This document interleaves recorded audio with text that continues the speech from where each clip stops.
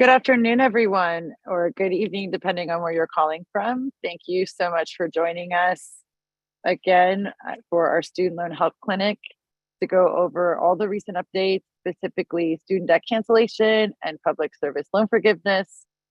We know we've been inundated, and I'm sure you're all very curious with this deadline coming up October 31st. So it's our goal to give you the tools you need, even if you're just learning about the program today, to be able to do what you need to do before the end of the day next Monday. Let's just give it a minute to have folks jump on, and then we'll get started.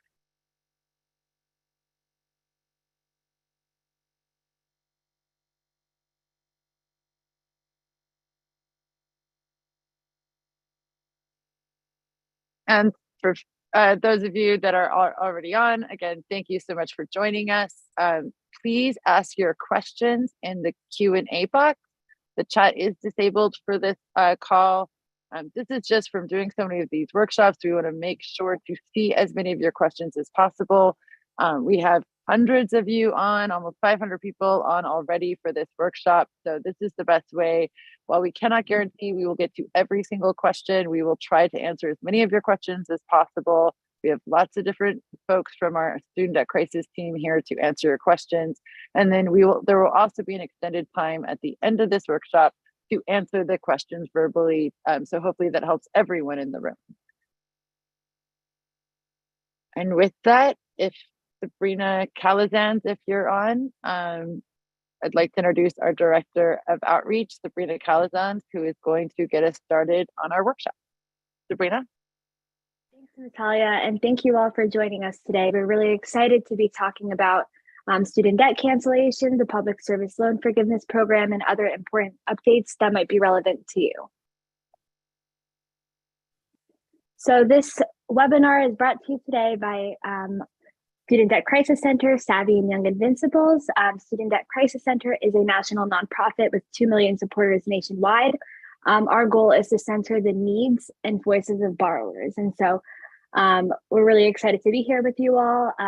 From our team today, we're joined by Cody Hunanian, Orlando Caballo, Sabrina Saraceres, and Natalia Abrams, as well as Lindsay Clark from Savvy. So we're really excited to be here, and we're going to jump right in.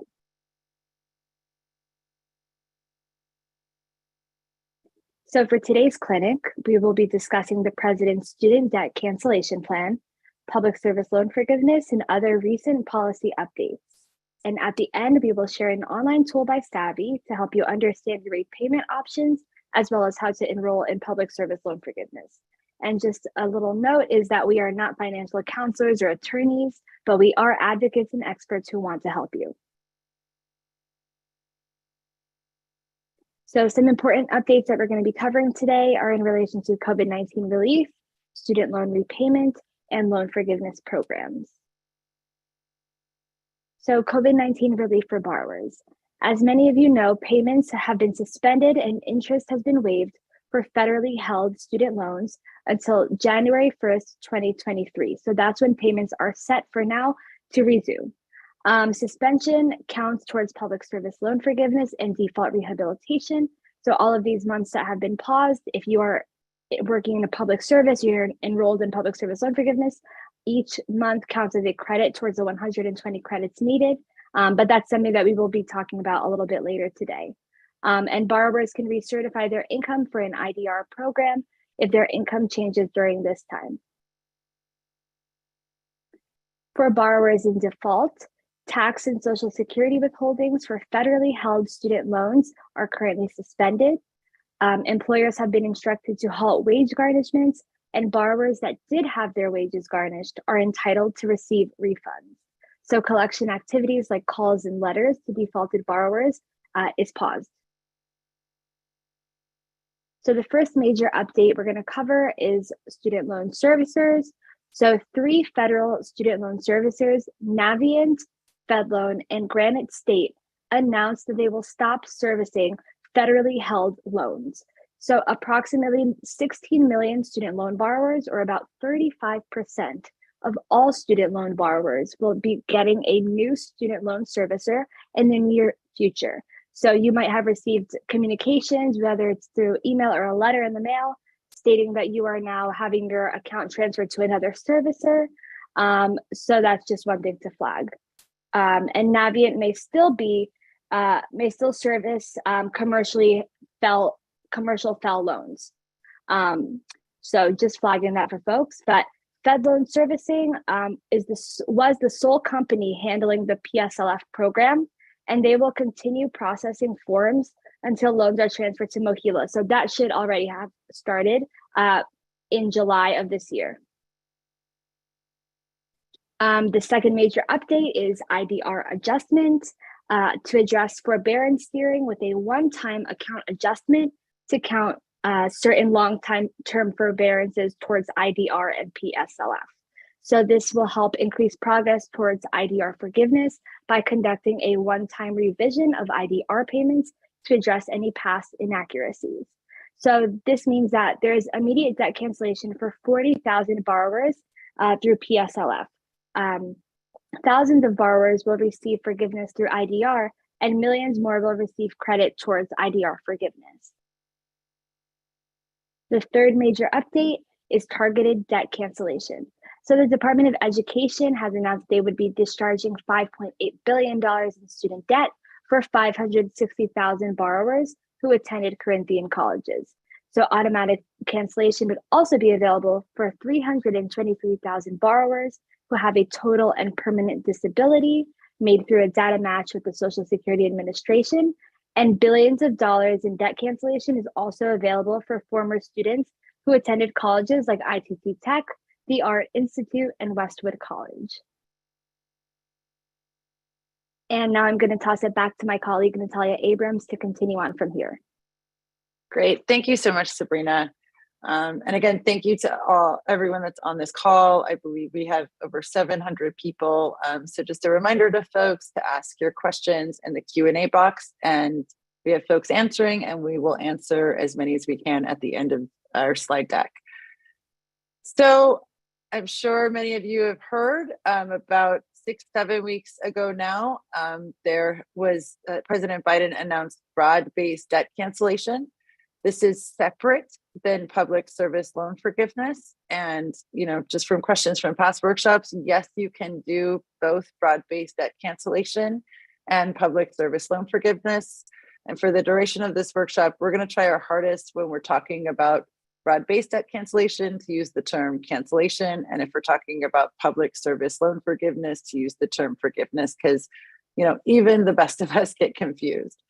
So about 6-7 weeks ago, President Biden announced that all borrowers with federally held loans from the Department of Education can receive up to $10,000 in debt cancellation if they make under $125,000 a year. That's per person, or $250,000 a year for married couples. If you received a Pell Grant at the time of borrowing that typically went to low-income students, and that would have been a grant, not a loan, you are entitled up to $20,000 in student debt cancellation, and the same income limits apply. They will be using adjusted gross income for the tax year of 2020 or 2021.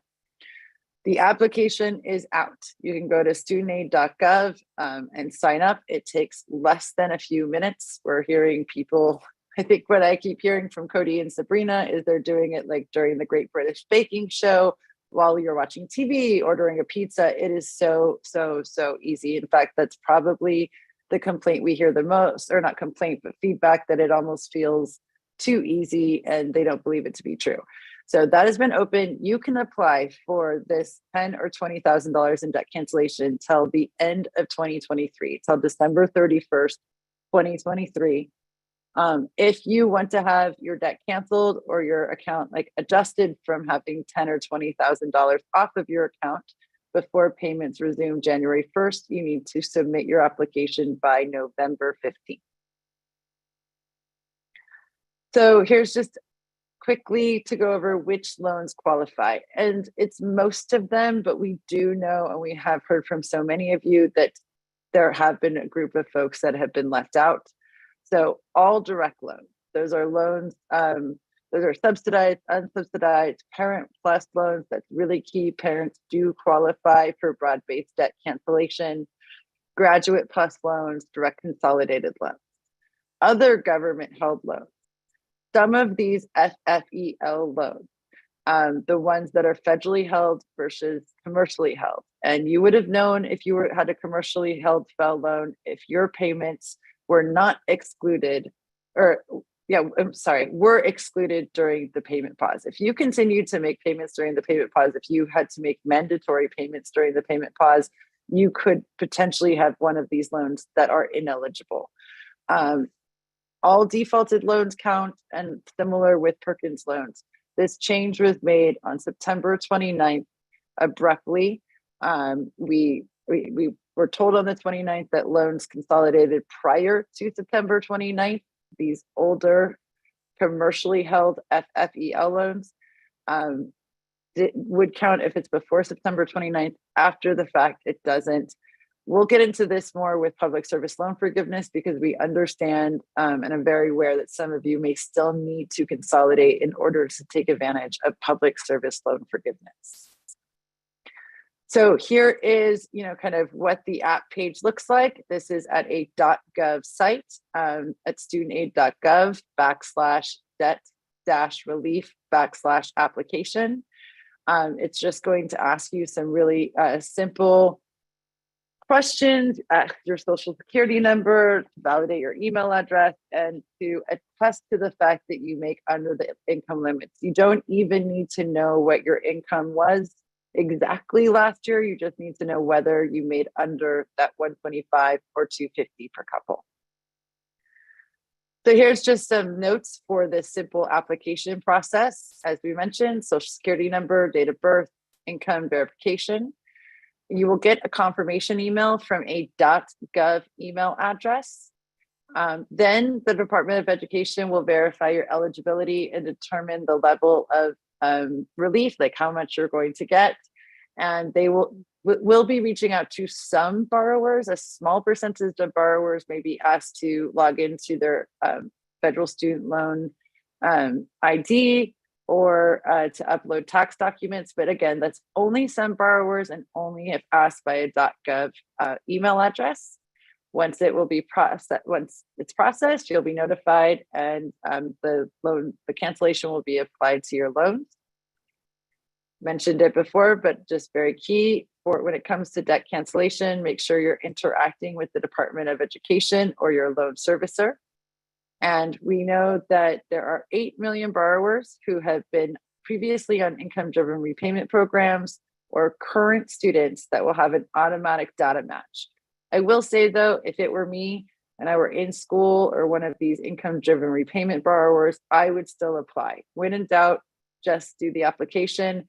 If you're one of the automatic, we are hearing that those borrowers are getting an email saying you're part of the automatic data or automatic cancellation. But you can still, if you don't want the cancellation for some reason, or you're concerned about your state potentially taxing you, although that's still not decided in many states, and many states will not tax, and there is no federal tax, but you can opt out on or before November 14th. So, and we're going to go more into public service loan forgiveness and the waiver, not to worry, but just a great reminder that there are still other programs. We know many people are not seeing their full balance wiped out. So there is the public service loan forgiveness temporary waiver, which expires on Monday, October 31st. There is still time if you're just joining us now to learn about this waiver. There are income-driven repayment programs. They exist now. They are also in the process of changing and being improved and more generous for borrowers. But if you are struggling to make your monthly payments, you can enroll in a program that ties your monthly payment to your income as opposed to your overall loan balance.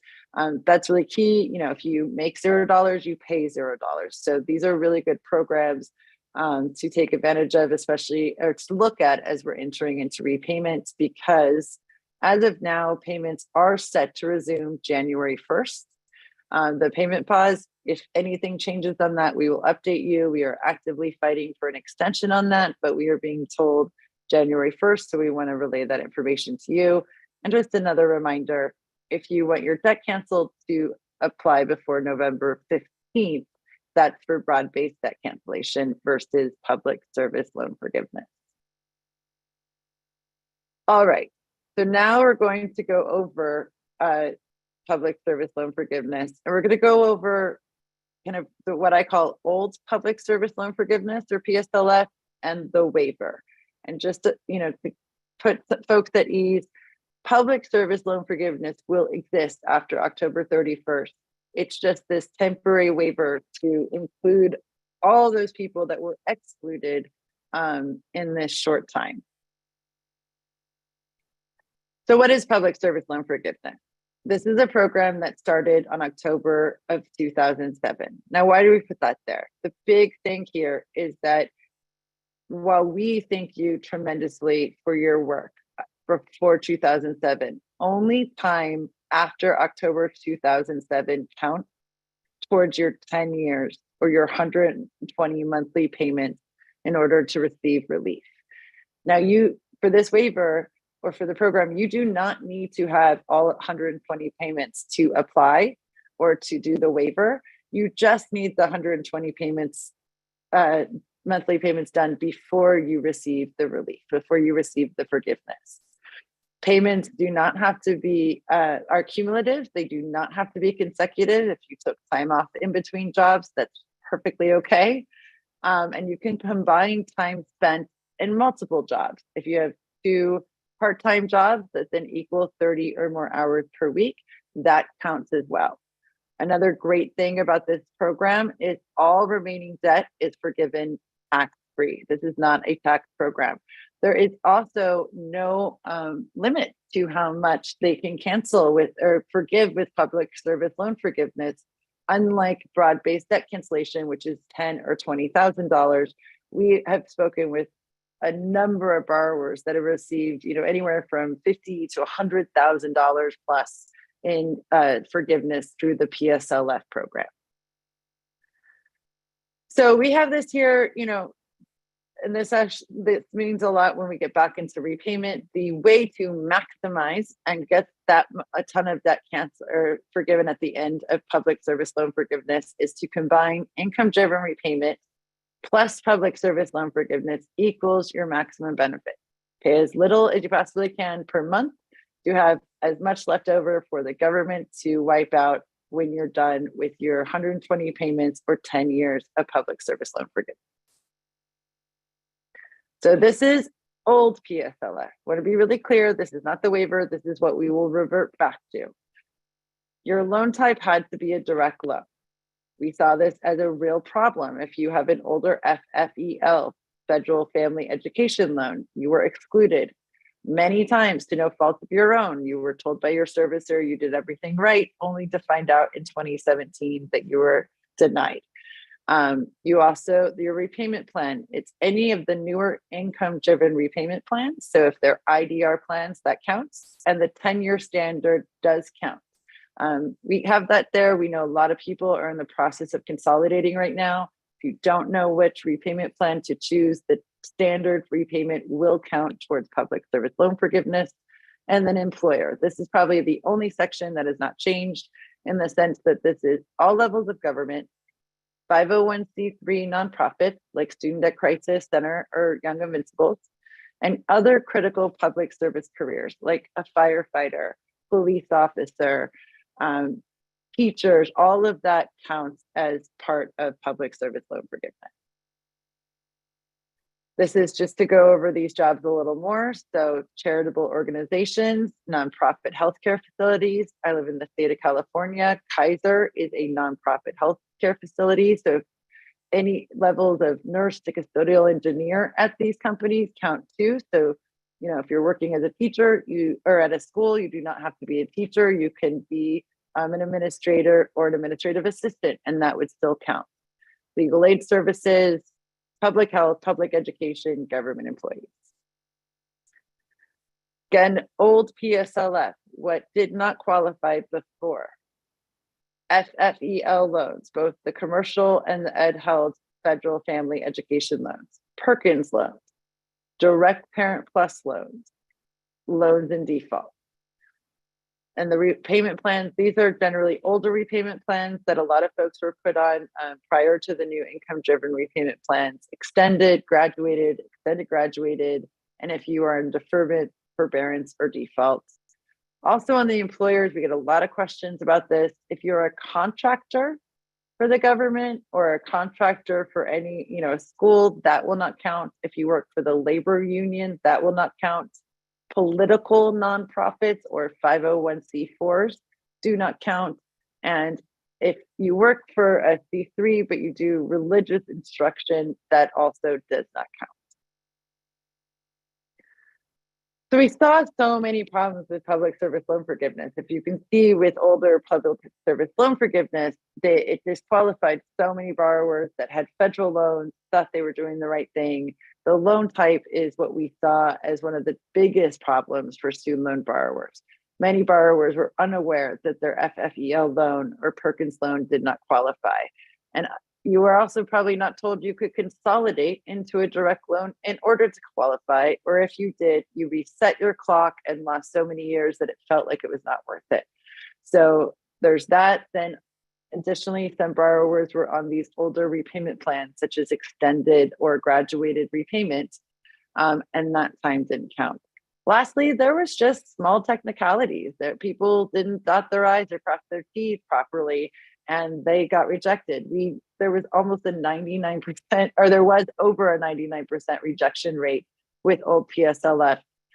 All of you speaking up, your complaints to us, to the Department of Education, were so loud that they made this one-time waiver fix that expires next Monday, October 31st. And with that, I'm going to pass it to my colleague, Cody, to take us through the temporary waiver process. Awesome. Thank you so much, Natalia. And thank you, folks, for submitting questions into the chat. We've got several hundred, so we're going to try to get as many as possible. I flagged a few that we'll discuss out loud in just a few minutes, but let's jump into the waiver. So Natalia talked about public service loan forgiveness as it has stood for a decade and how it will stand in the future. But right now, until October 31st, there's this waiver program that expands the rules. And if you would have asked me just a few days ago, I would have said these rules 100% end on October 31st. There is an announcement of a new plan that we're still wrapping our heads around that might extend some of these rules further, but for all intents and purposes right now, just consider October 31st the end of these expanded rules, and that hence our urgency today to get these workshops scheduled and make sure you have the information you need. So what is the waiver? So the Department of Education announced a temporary waiver of the PSLF rules that allows all payments by student loan borrowers towards a federal student loan to count towards PSLF regardless of the loan program or the repayment plan. So as Natalia mentioned, borrowers would be working for public service jobs for 10 years only to find out later that they had the wrong loan or were in the wrong repayment plan. This is designed to fix that, but you have to apply again for PSLF for the first time or again before October 31st to make sure those previous payments count. The Department of Ed's also going to review previously denied PSLF applications for errors, and it'll give borrowers the ability to have their PSLF determinations reconsidered. So I think Natalia mentioned it, but 99% of applications in the past, right when the program started forgiving loans, were denied. This is an opportunity for folks to finally have all of this reviewed and corrected.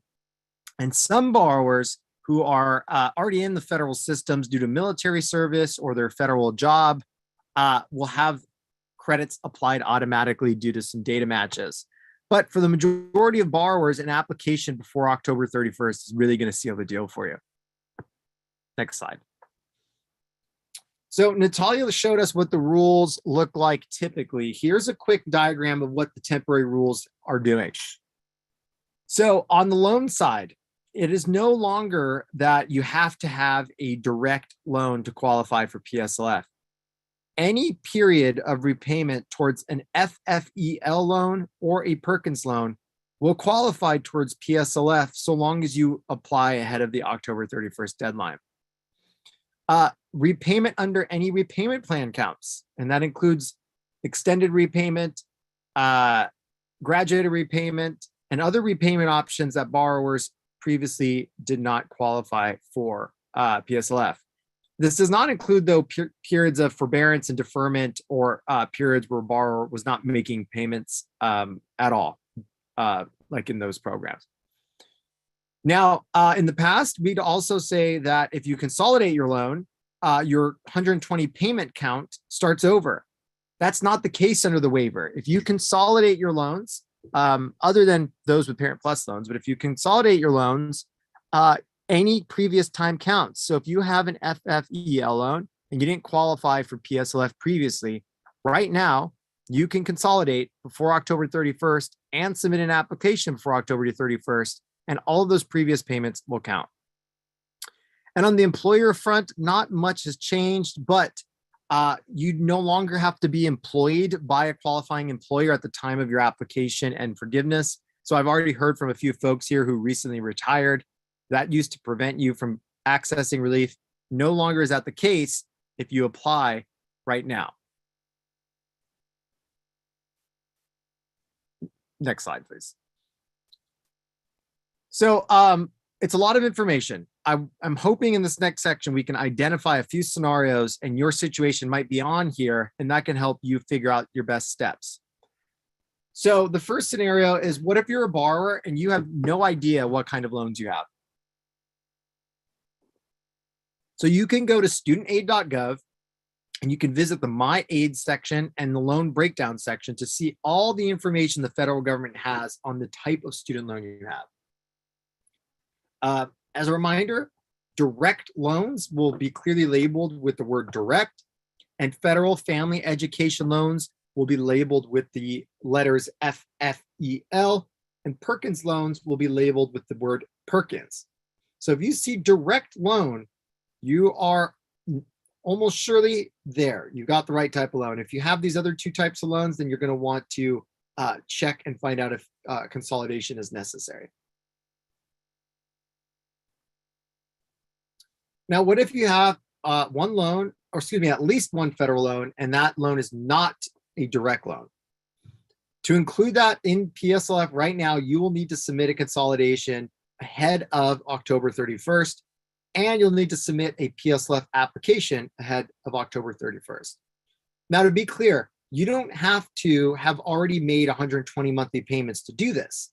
You can consolidate now, and you can submit a PSLF application now, just to make sure the maximum amount of previous payments are counted towards your 120 monthly payments. Now, if you're not sure about your eligibility, as a reminder, there is a website called studentaid.gov/PSLF, where there's a tool where you can find out information about your employer's eligibility, and that can help you as well.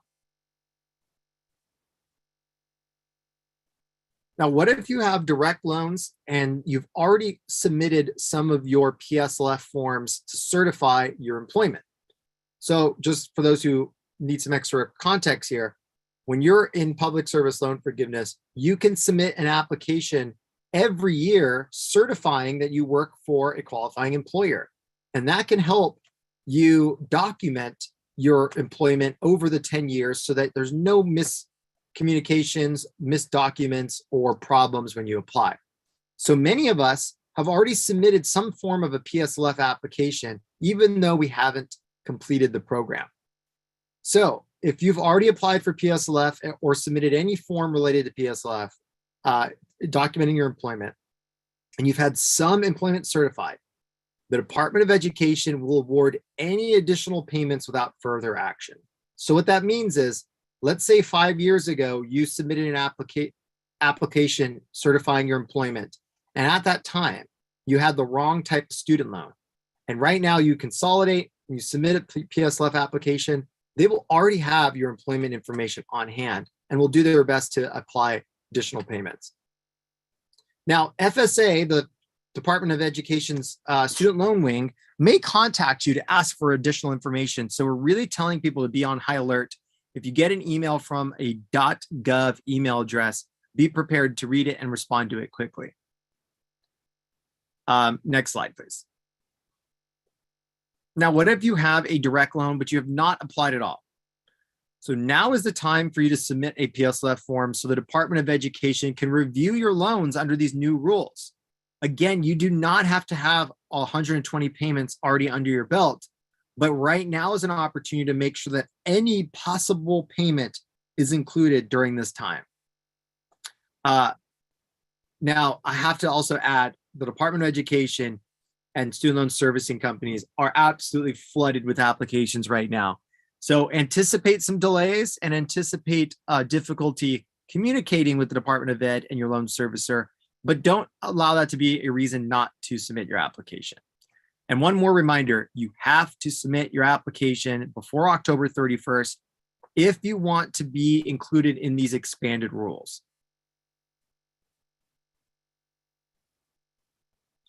And what if you've already tried to submit an employment certification form, the PSLF application, but were denied? Well, the department, if they've previously said your employer was not eligible, submit a new form. See if you can now receive credit towards forgiveness. There are many reasons you may be denied, even though your employer qualifies. And I've already heard from a handful of folks in the chat or the Q&A box that they're being told that their employer doesn't qualify when they absolutely 100% do. Submit a new form, apply again. If you aren't sure, maybe you've been denied and you're like starting to reconsider if your employer even qualifies. You can go to the PSLF help tool at studentaid.gov, and they do have a database of some qualifying employers.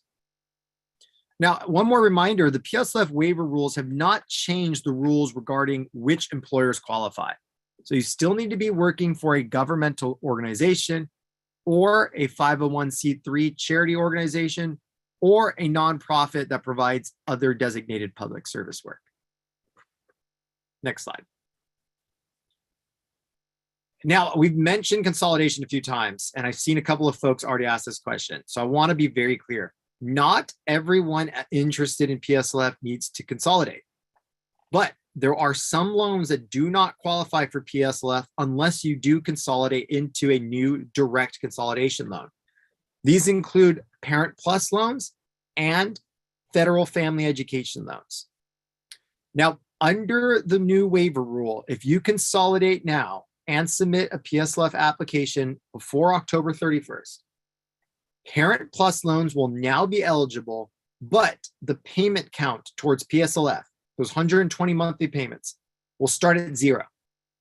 FFEL loans, though, will get all their previous payments counted towards the waiver. So for FFEL loan borrower who consolidates now, this is really the opportunity to get that much closer to having your loans canceled, or excuse me, forgiven under PSLF.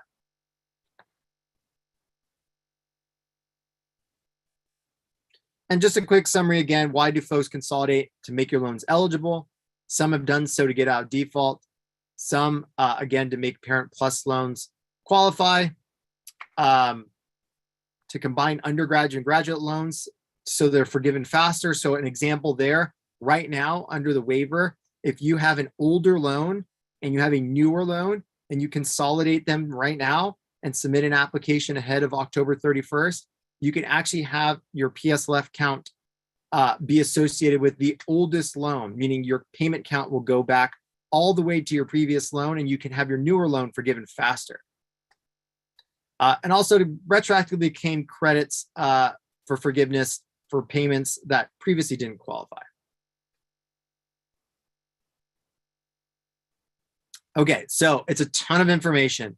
I'm going to try to summarize it with just a few bullet points here. So here's what you need to do right now to meet the October 31st deadline.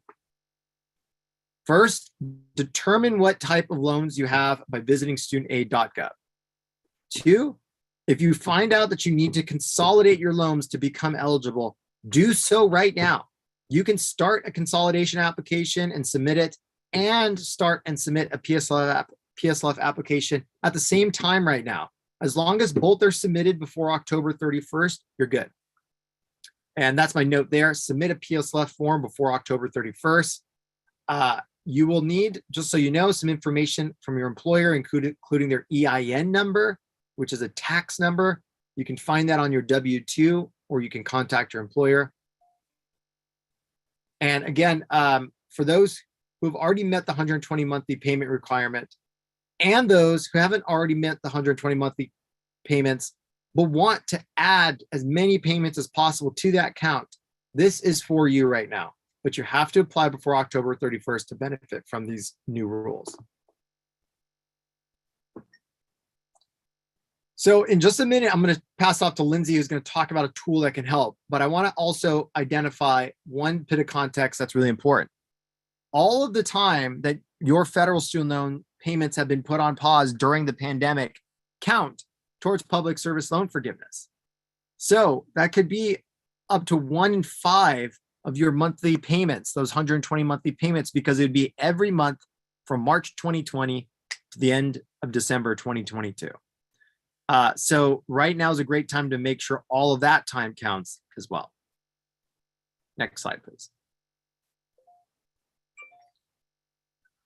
Now, I've already had to recommend to a few folks here, if you have done everything, you've applied, and you are hitting a complete roadblock that is absolutely erroneous, problems caused by your student loan servicer, you can submit an issue or complaint to the Student Loan Ombudsman's office. And this office has the authority to actually mandate the servicer provide a written response and help address the problem. Bonnie Luttrell is the current Student Loan Ombudsman, former advocate, very passionate supporter of student loan borrowers. So if you have a serious complaint, contact FSA Ombudsman Office at ed.gov. All right, now before we get into open Q&A, I want to pass it to Lindsay, our friend at Savvy. Their tool is an essential part of our education program because it's the best way for us to make sure that folks not only learn about these programs, but can actually take the steps necessary to apply and enroll and actually receive the relief they deserve. So Lindsay, take it away from here. Great. Thanks so much, Cody. And thanks to Sabrina and Natalia. I know that this is a lot of information for everyone to consume in one sitting. And so that's exactly why we designed Savvy to assist borrowers like you all and like myself, like Cody said, not only understand our debt better, but to actually navigate successfully from start to finish around some of these very complicated and overwhelming programs. So in the coming slides, I'm going to just briefly introduce who we are at Savvy and what our mission is. I'm going to talk about this absolutely no-cost tool that we provide to the Student Debt Crisis Center and Young Invincibles communities and how that tool works. So just briefly a bit about us. Savvy is a social impact technology startup based in Washington, D.C. We were founded by student loan experts and policy advocates who had been fighting on behalf of the borrower for almost a decade. And in 2017, this was the first year that borrowers could start applying for public service loan forgiveness. Over 100,000 borrowers applied and 99% were rejected. And Natalia and Cody talked a little bit about why that was the case.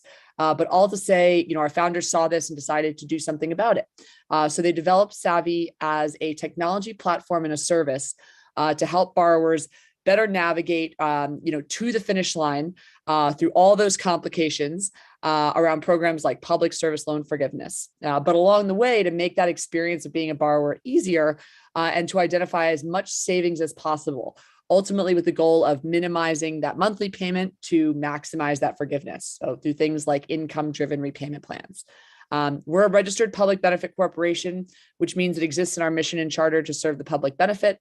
And that's exactly why we do things like this here today and have teamed up with the amazing team at Student Debt Crisis Center and Young Invincibles, because we firmly believe, that when borrowers are better educated and more informed about their debt, they're more empowered as consumers. So enough about us. Let's dive right in. I want to talk to you all about, like I said, this absolutely no-cost student loan aid tool that we've provided to this community of borrowers. So essentially, the process is simple. We're going to ask you some basic questions, and through that, we're going to be able to check your eligibility and qualifications for things like income-driven repayment, public service loan forgiveness, teacher loan forgiveness, and more. So you're able to see sort of a personalized repayment and forgiveness plan, basically down to the cent as to what you might be eligible for. And then on top of that, we take it a step further and we actually take on all of the administrative burden for you. So for all the applications and paperwork, this is a pretty burdensome process. And I would say still to this day, about 50% of all of these PSLF forms are rejected because of some minor clerical error. And so we do and manage that for you through our technology. And you're also able to access support from our student loan support team.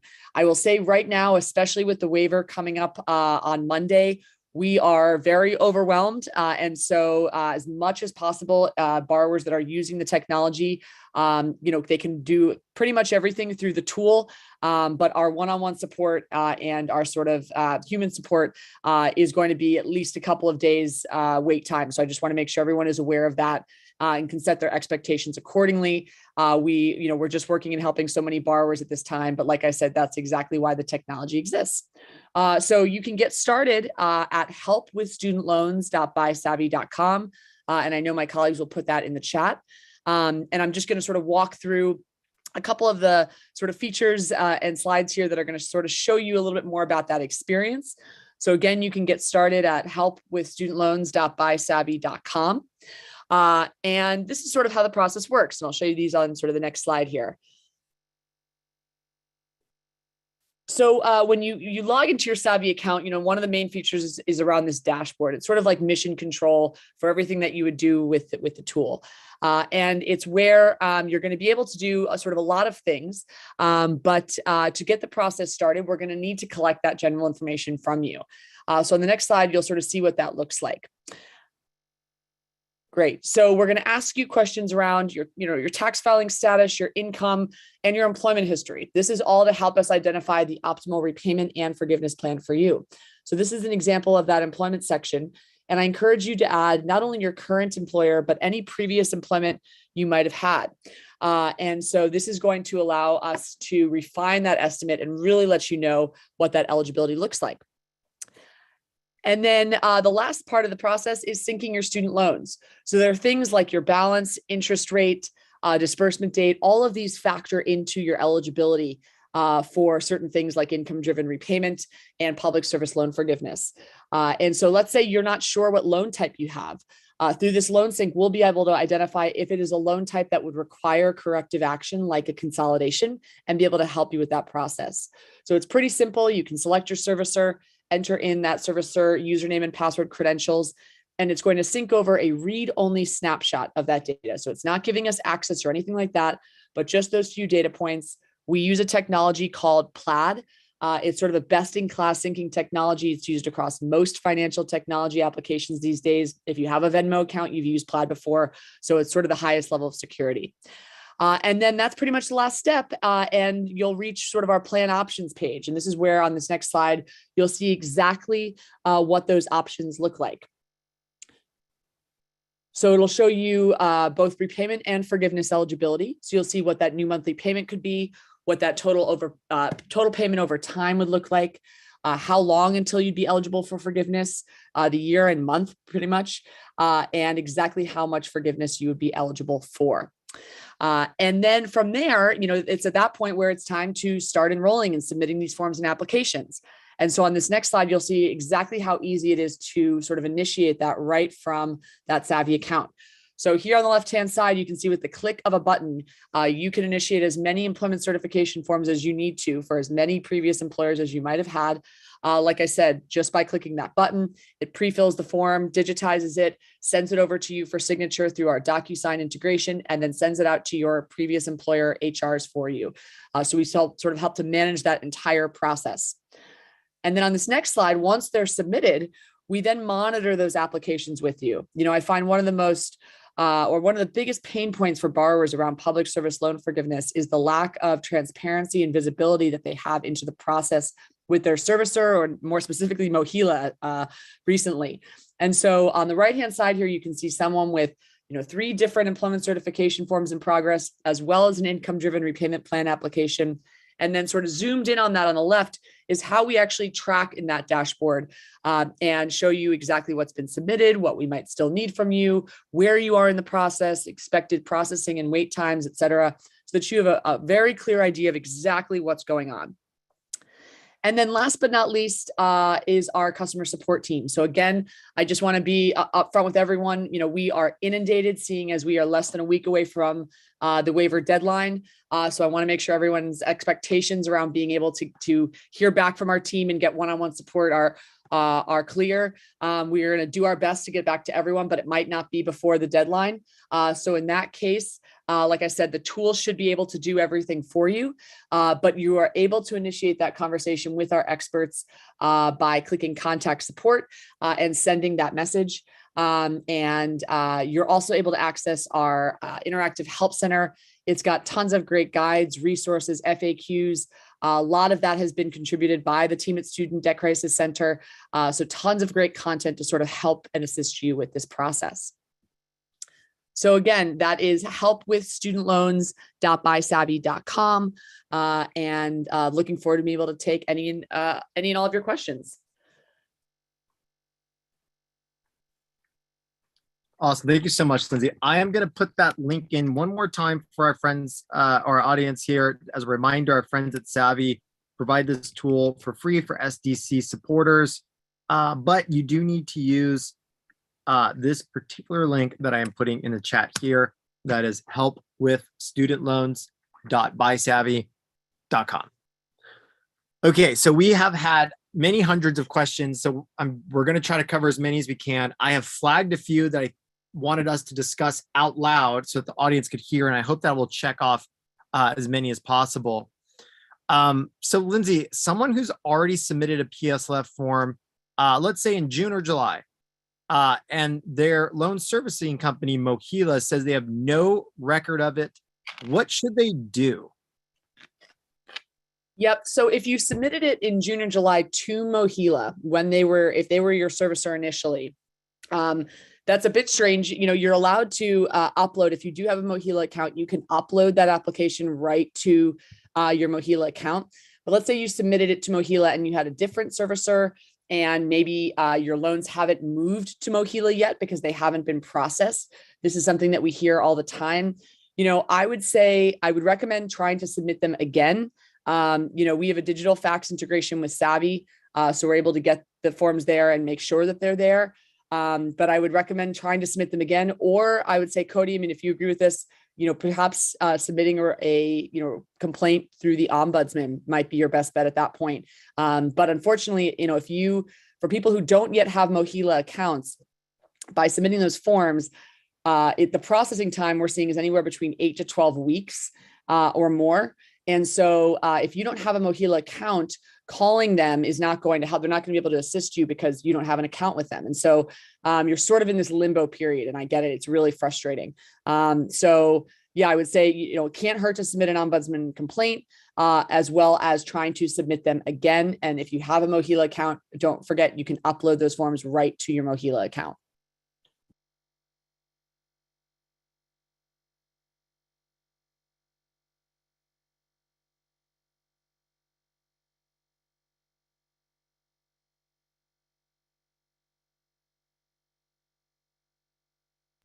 Cody, you might be on mute if you're trying to talk. I was. Thank you, Lindsay. Yeah, it was unusually silent for all the questions. And I just want to back up. You were saying, Lindsay, at Student Debt Crisis Center, we are getting inundated too. I think we got more calls yesterday than we get in like a typical month. So we just understand, and we're trying to get to all of you, but we want to give you the tools needed, and you will get this slide deck. It is on YouTube if we can't get back to you before the 31st.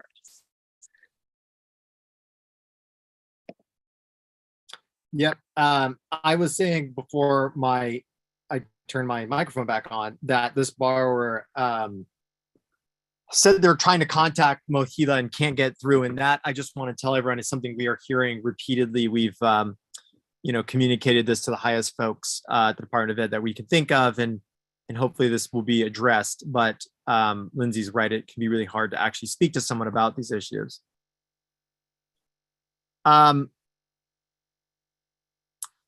Zandra was asking a question that I want to just repeat for everyone. So Lindsay and Natalia definitely jump in here. But if you've already submitted a PSLF application in the past, why would you want to do this again right now?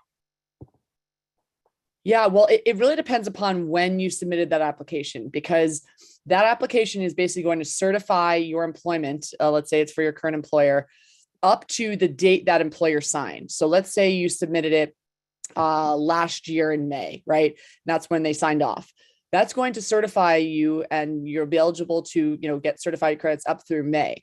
But then you've got this period from May all the way through right now, right? And so it's in your best interest, everyone's interest, to make sure that they've certified their employment as recently as possible. So that would require getting that employer to sign off on it again. And going forward with this program, I'd recommend, if you're, staying at the same employer, or if you change employers, certifying that and submitting that form every 12 months. That way you are basically certifying 12 credits over 12 credits over 12 credits, inching closer to that 120.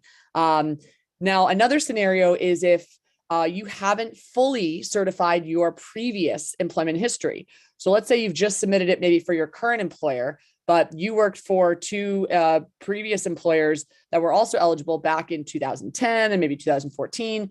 And if you haven't certified those, that's going to be very important that you do again before October 31st. You want to make sure that you've certified your complete employment history, everything going back to October 2007 when this program started to present day. So that's current and previous employers by the 31st. So if that's 5 employers total that you've had, that's 5 forms that you'll need to submit.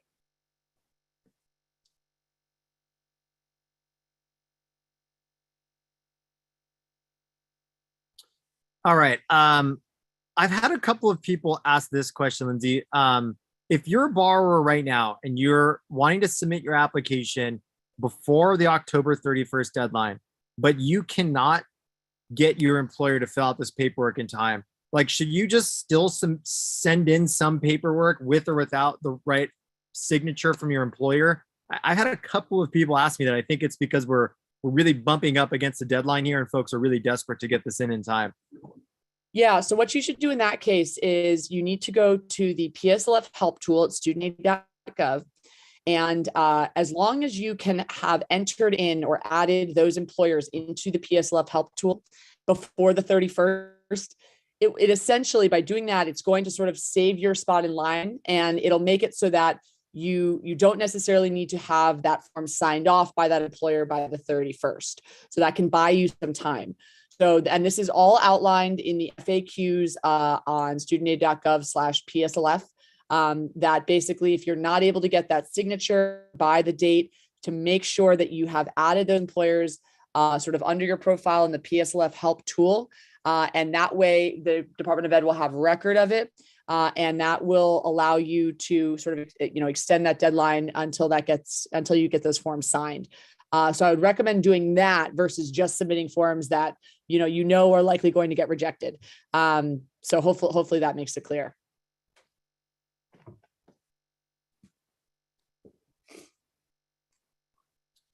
Great. And what about folks who need to certify income, but perhaps they no longer work for the company, or maybe even the nonprofit doesn't exist anymore? What do those folks do?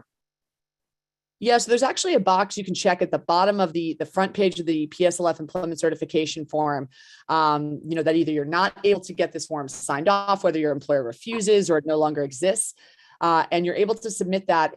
And then the Department of Education will go in and they will actually look at IRS records to verify that employment. So that's the best way to go about doing that. So again, that is sort of a little box you can check right before you sign your portion of the form on the first page of the PSLF employment certification form. And that will allow you to indicate to the Department of Ed, hey, this either doesn't exist or they refuse to sign, and they will go into a review process around your application.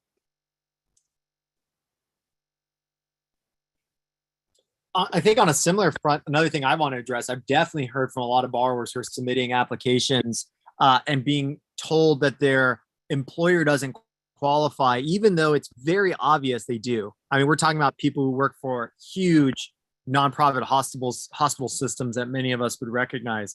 Yeah, Cody, we're seeing And the exact same thing too. Like that, and they're being rejected it almost seems like indiscriminately for, they're actually signing the form, but they're saying the signature doesn't match the requirements. And a lot of people who work for very obvious qualified employers or qualifying employers, but are being rejected because of it. We've just been resubmitting those forms on behalf of borrowers.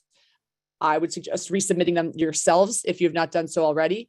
And keeping record of that. But I know that that's something that Cody, you and your team have sort of flagged for, to elevate to the higher ups at Ed and things like that. Yeah, we are certainly tracking these kind of issues. And I agree.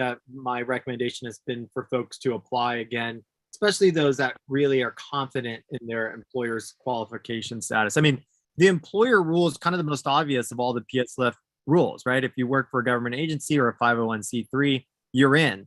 So that has been something that's really frustrating us over the last few weeks.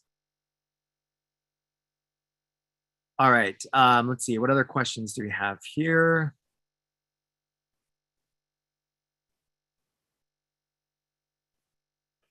I got a call from a borrower today, and I see this week, and I'm seeing this from another borrower on the chat here.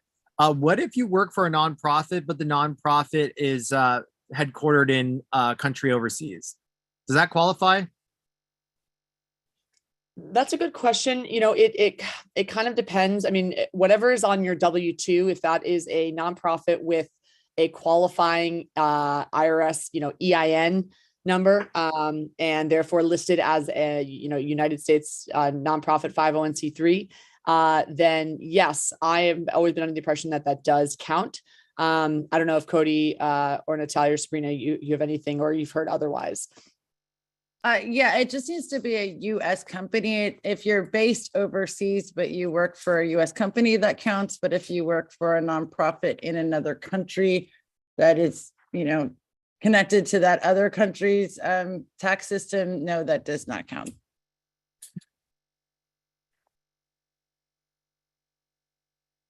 Okay. I've also heard from folks that kind of want to know what to expect once they submit the application. Lindsay and Natalia, I think we've already kind of covered this, but maybe let's just repeat one more time. When a borrower submits this form, what are they going to hear from their servicer in the Department of Ed, and when would they expect to hear that?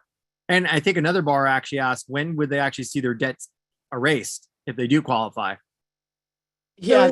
Go ahead, Natalia. I was just going to say, with public service loan forgiveness, separate than broad-based debt cancellation, lots of people have already seen their loan forgiveness. Like once the application's processed, you will see that reflected in your account. However, when we're talking about being inundated, the department received in September more applications in September than they did in the lifetime of the program since 2007. So we are hearing it like taking 3-4 months. It's not going to be instant that you're going to hear and see the relief. And we understand that's like disconcerting, but this is your best option to get all of your debt erased if you have met that 120 months, excuse me. And then also, if you haven't made that time, to make sure that your, credit count is adjusted to reflect all the, time you've worked up until, so you don't need the 10 years is what I'm trying to get at. I'm sorry, I got a little tripped up on that. Yeah, no worries. And I also just point out, and this has been the most, I think, anxiety inducing for a lot of borrowers is, when you submit these forms, if you don't have a Mohila account to directly upload them to yet, the only means in which you can submit them is via mail, snail mail, or fax. And you might not hear anything. It'll be radio silence for upwards of a month or more. So naturally, you're left to wonder, did they even get it? There's no sort of confirmation that you receive upon them actually getting it. So I would say this, to protect yourself, as long as that form is signed off by the 31st, and you have record of either submitting it via fax or mail, but mostly just that signature sign off is the most important by the 31st from your employer. Then whatever, sort of as the dust settles here, you will be able, if there's any issues that come up, you'll be able to provide that as sort of proof. But unfortunately, the communications back from MOHELA, especially, basic communications, just even confirmation that things have been received is pretty much non-existent. So that's natural if you haven't heard anything. But again, you can sort of assure yourself that you've done everything you need to do. If the sign-off dates are by the 31st, that's good to go. A few borrowers asked this question, and Talia, I think this is right up your alley because we've been talking about this with our supporters for a few weeks now. But the PSLF waiver we're talking about right now and the president's debt cancellation plan, are those two separate programs, and are there two separate applications? Yes. So there is what they're calling one-time debt cancellation. That was what President Biden announced about 6-7 weeks ago. That is that's very, very simple form. Then there's public service loan forgiveness, which, as you've seen, has more detail to it. You have to upload your employer. If you start uploading employers or being asked employer information, you are on the public service loan forgiveness form, separate than the one-time debt cancellation form. And yes, you can do both. Fill out all the forms you can, especially if you are a public service worker. So both can be done, two completely separate forms. The one that has to be done by October 31st, if you work in a public service job, is the public service loan forgiveness form, which is the same thing as the waiver. When we are saying the waiver, this is really this period of time that they're waiving certain rules to include as many people, but it's still the same public service loan forgiveness form. Great. And I know we are just now cresping over time. I want to ask one more question that's come up over and over again. And I just want to have an opportunity for clarity. So Lindsay, before we jump off here, folks are asking, when we say submit their application, are they submitting their application to MOHELA, their student loan servicer, or the Department of Education? So they're submitting it to MOHELA, and that mailing address and fax number is on the PSLF application itself. If you don't have MOHELA, you are still also submitting it to MOHELA. So you might have a different servicer. Most borrowers do. Either way, all those forms need to get submitted to MOHELA. MOHELA is contracted by the Department of Education, but it goes directly to MOHELA. And again, you can find that mailing address and fax number on the application itself. And Cody, just before we wrap up, because we're getting questions, can we go over, the bare minimum that folks need to do before October 31st? And we're getting a question to Lindsay. If folks have gone through Savvy, can they also submit through the government sites? Like, will that harm them? So I think if we can answer that and then just the bare minimum, that would be great. Yeah, I can answer the Savvy question pretty quickly here. So it doesn't hurt to go through the government sites as well. And I would say if you're worried about your employer signing off by the 31st, like I said, your best bet to give you that insurance is to make sure that you have added those employers into the PSLF help tool at studentaid.gov. That is going to give you the insurance so that if your applications are not signed by the 31st, they will still be able to be accepted. And then you can utilize Savvy to obviously help you in processing those as well, but it does not hurt, and it can only help provide you with that insurance if you add those employers into the PSLF help tool.